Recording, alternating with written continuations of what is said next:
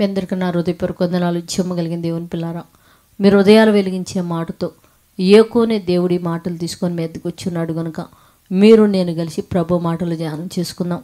ప్రభు మాటలు ధ్యానం చేసుకోబోయే ముందు రాత్రి కాలం నుంచి మిమ్మల్ని, మీ కుటుంబాలని, మమ్మల్ని, సంఘాన్ని, మరి భూమి మీద ఉన్న ప్రతి బిడ్డను జ్ఞాపకం చేసుకుని ఆవిషని ఆరోగ్యాన్ని ఇచ్చి ఆయన మాటలు వినగలిగే భాగ్యం ఇచ్చినందుకు మన ప్రభు మన రక్షకుడు యేసుక్రీస్తు వారి నామల పరలోకముందన్న దేవునికి శిరసు వంచి వందనాలు స్తుతులు తెలియచేసుకుంటూ ఈ దినం మన ఆత్మలకు ఆహారంగా దేవుడు ఏ మాటలైతే నియమించాడో వాటిని ధ్యానం చేసుకుందాం.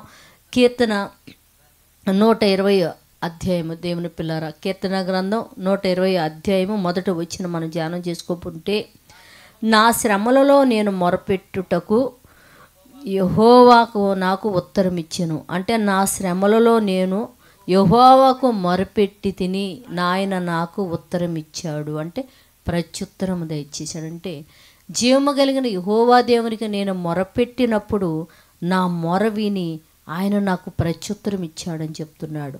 నిజంగా దేవుని పిల్లారా, ఈరోజు మనం మొరపెడితే మన దేశాన్ని అన్ని విషయాల్లో జీవము కలిగిన యెహోవా మనకు సహాయకుడిగా, మేలు చేసేవాడుగా ఉంటాడు. మొరపెడదాం దేవుని పిల్లారు. చూడగలిగితే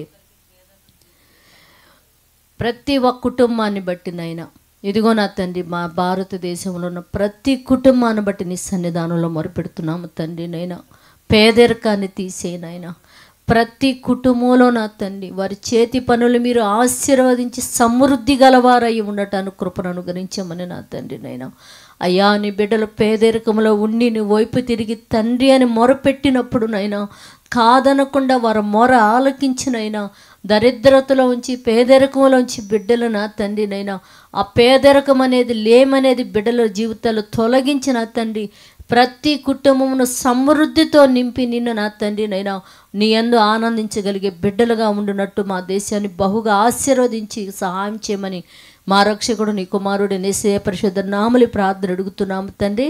ఆమేన్. మీ అందరికీ నా హృదయపూర్వక వందనములు, ధన్యవాదాలు.